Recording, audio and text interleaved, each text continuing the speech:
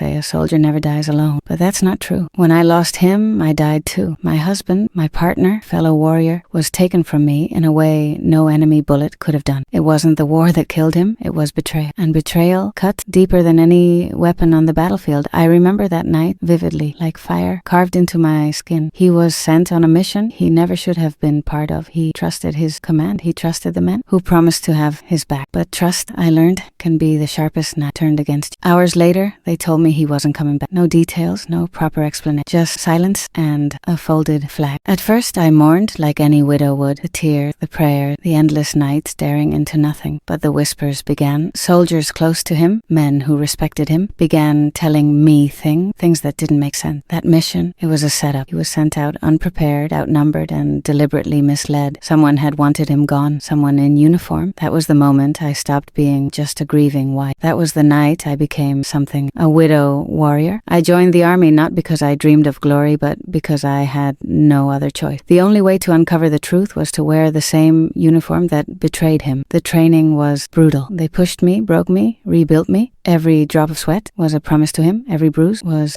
fuel for the fire burning inside me. And when they tried to break my spirit, I smiled because my pain was nothing compared to what I was going to bring upon the ones who killed him. Months turned into years. I climbed the ranks quietly, strategically. I learned to observe, to listen, to wait, and slowly I found the names. The men who signed the papers, who sent him out to die, who smiled at his funeral while their hands dripped with his blood. One of them was my superior officer. He thought I admired him. He thought my silence was loyalty. But my silence was patience. I watched him bark orders, watched him laugh, watched him drink like a man untouchable. He had no idea that every step I took brought me closer to him. The first time I confronted one of them, it wasn't with bullets, it was with words. I cornered a lieutenant in a quiet barrack, looked him straight in the eye, and told him I knew. He froze. His eyes darted. His hands shook. He confessed more than I expected. They had wanted my husband out of the way because he discovered something. Smuggling, corruption, money flowing where it shouldn't. He refused to stay quiet, and so they silenced him. That night, I made my choice. I could report them, but the system was already poisoned. The same men who betrayed him would bury the truth again.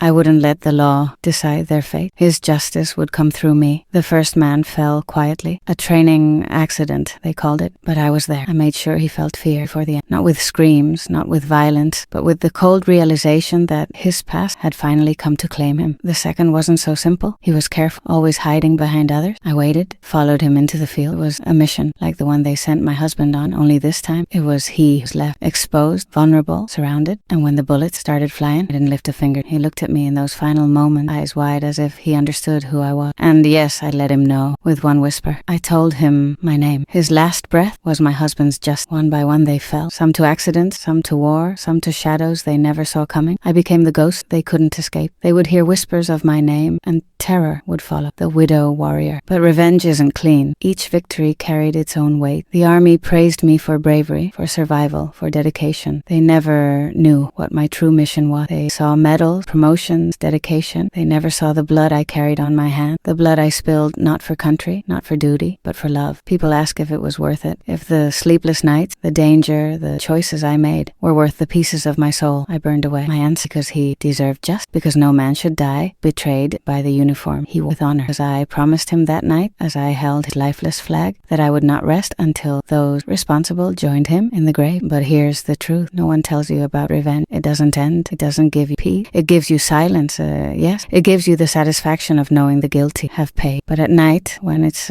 quiet, when the medals on my chest shine under the faintest light, I still reach for him. I still remember his smile, his laugh, the way he whispered promises of a future we'll never have. I am a widow. I am a warrior, and my story is not about glory, not about pride. It is about love turned into fire, loss turned into rage, betrayal turned into vengeance. It is about the whispers that never fade, the whispers of revenge that live inside me forever. So if you ever hear my name in the silence of the night, know this. I am not a ghost. I am not a myth. I am a woman who loved, who lost, and who made the world pay. Because sometimes justice is slow. Sometimes justice wears the same uniform as betrayal. And when that happens, justice needs another name.